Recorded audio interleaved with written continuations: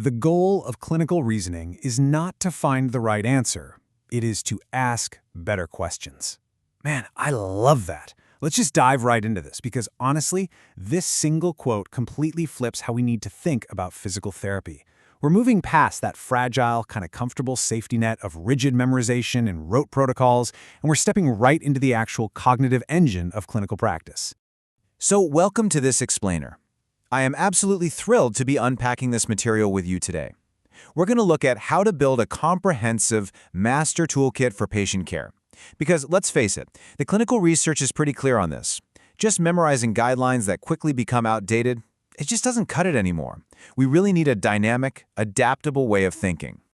Okay, so here's our roadmap for today. First up, the cognitive engine. Then we'll hit hypothetico-deductive reasoning, pattern recognition reasoning, and the narrative and ICF framework.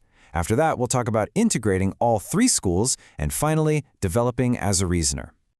All right, Section 1, the cognitive engine, moving beyond protocols.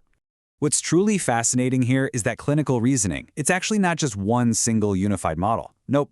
Through decades of research across medicine and therapy, three major frameworks have emerged. We've got the analytical approach, which is all about testing hypotheses, the intuitive approach, which is matching up stored prototypes, and the collaborative approach, which focuses on building the patient's story. And here's the secret. Master clinicians don't just pick one. They fluidly move between all these schools of thought based on whatever the specific clinical context demands.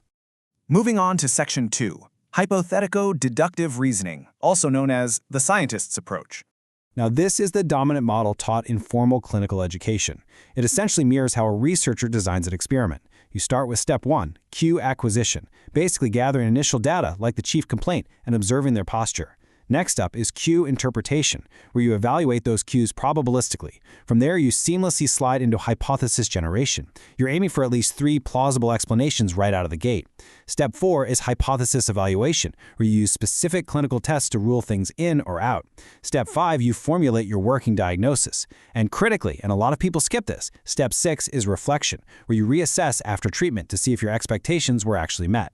Let's actually see this in practice. Picture a 34-year-old runner coming in with anterior knee pain. Your initial cues, well, you notice pain on patellar compression and a pronated foot.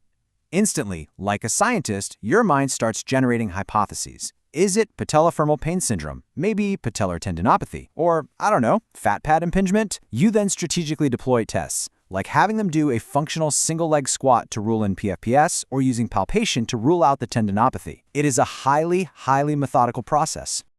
So the crucial takeaway here is that this systematic method has some immense strengths. It's totally transparent, it helps reduce cognitive bias, and it's extremely safe, especially when you're dealing with complex or completely novel cases.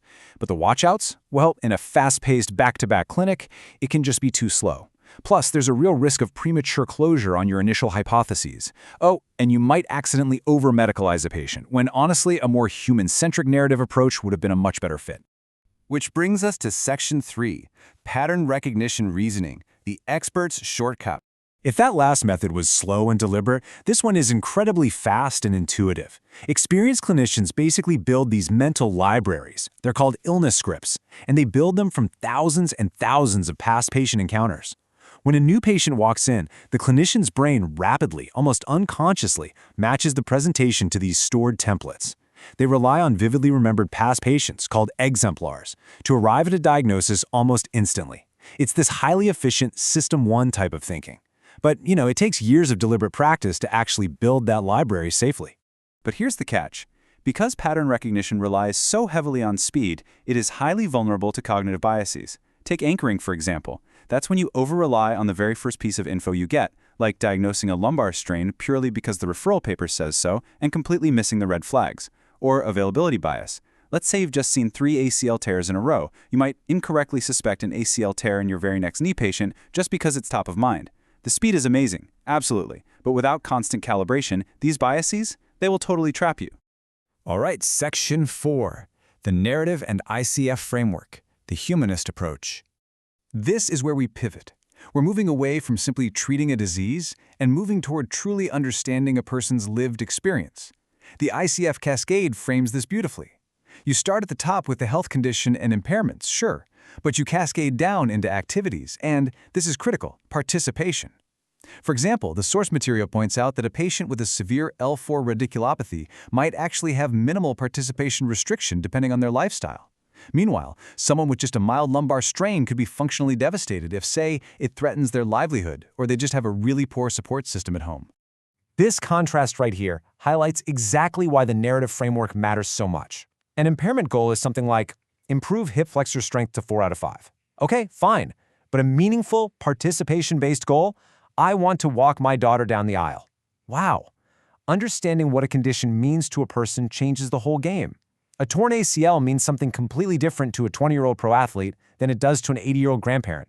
Your reasoning absolutely must be anchored in their specific meaning. And a massive part of this narrative reasoning is identifying what we call psychosocial yellow flags. We're talking about things like a belief that pain equals damage, a fear of movement, or even job dissatisfaction. These aren't just background noise, guys. They are central pieces of clinical data. By truly listening to the patient's story, you transform what some might call a difficult patient into a deeply understandable, super engaging clinical reasoning challenge. Section 5. Integrating the 3 schools using the dual process model. So, true experts? They don't just pick one of these tools, they use the whole toolkit. Modern cognitive science describes this through a dual process lens. You have System 1, which is your fast, automatic pattern recognition, and you have System 2, which is your slow, deliberate, hypothetico-deductive reasoning. Now, narrative reasoning is what bridges that gap. It draws on both your fast, intuitive empathy and your slow, analytical understanding. Basically, you use System 2 to check and validate the lightning-fast assumptions made by System 1. Let's map out how these strategies actually combine in the real world. Say you're on the sideline in a game and you witness an acute sports injury. Your lead strategy is going to be pattern recognition. It's fast, it's immediate, but you support it with hypothetico-deductive testing to validate that gut feeling.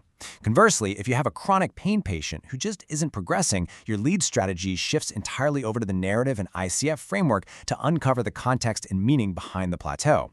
The big takeaway? Different presentations demand completely different cognitive strategies. Finally, Section 6. Developing as a reasoner. Clinical reasoning isn't some final destination where you just arrive and say, I'm done. It is a career-long practice. To build this master toolkit, you've got to cultivate some core competencies. You need reflective practice, literally actively logging your diagnostic errors so you can calibrate your intuition.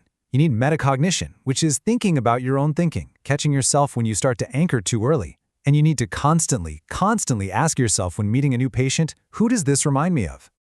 I want to leave you with this somewhat provocative final thought today.